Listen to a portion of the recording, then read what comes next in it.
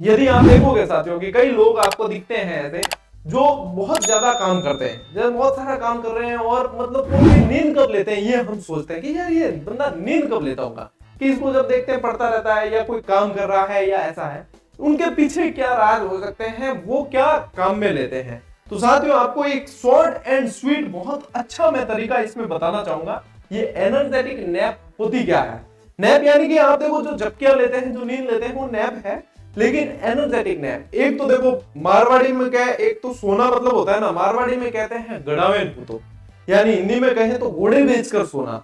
ये घोड़े बेचकर सोने वाली जो नींद है, मान लो आपने खाना खाकर दोपहर 1 बजे सो गए, 5 बजे उठे हो, वो आपके अंदर आलस लाएगी और समय आपका जाएगा जो अलग, और आलस फिर जाने में, फिर आपको एक्टिव होने में, पूरे दिमाग के न्यूरॉन्स एक्टिव होने में समय लग जाता है और वो फिर हमें कहीं ना कहीं नुकसान पहुंचाता है, समय का नुकसान होता है।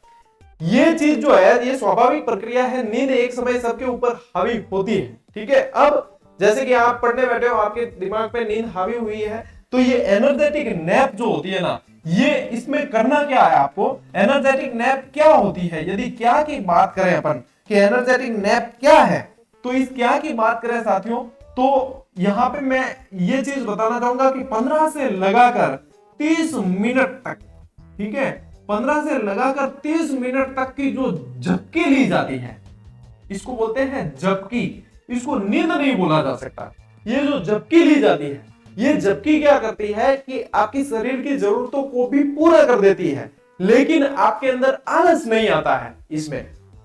यदि मैं भी बात करूं, मेरे पास मुझे भी काफी सारा समय मैनेज करना होता है, आपको क्लासेस भी देनी है, विद्यालय में समय देना है वो अलग है, बुक्स राइटिंग है, इतने सारे प्रोजेक्ट होते हैं।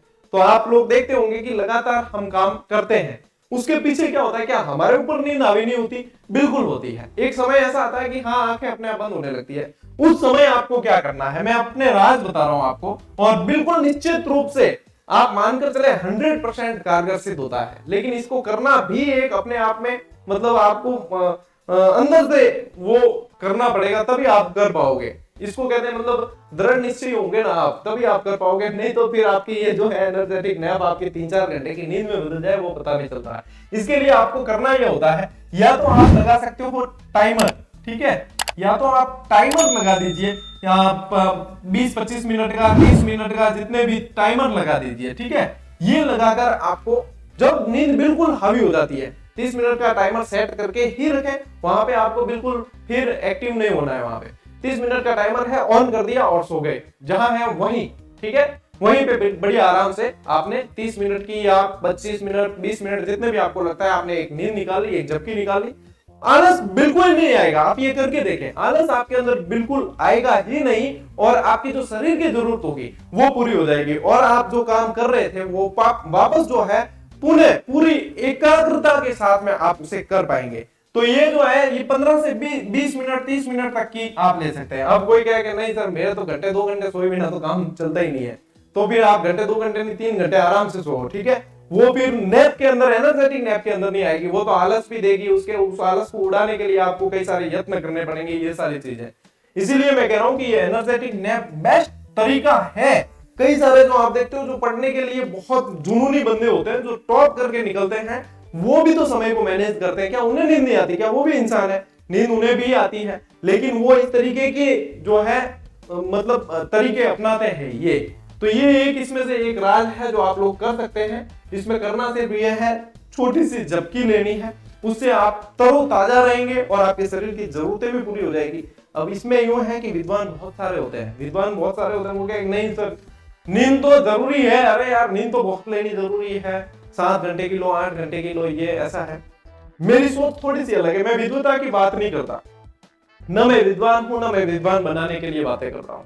मैं सिर्फ स्वाभाविक जीवन जीता हूं और जो बच्चे हैं उनको भी वस्तु स्थिति से परिचय कराता हूं, ठीक है। मेरे जीवन में मेरे लिए 5 से 6 घंटे की नींद काफी है, इतनी मैं ले लेता हूं। इसके अलावा 8 घंटे 10 घंटे सोना मेरी फितरत नहीं है।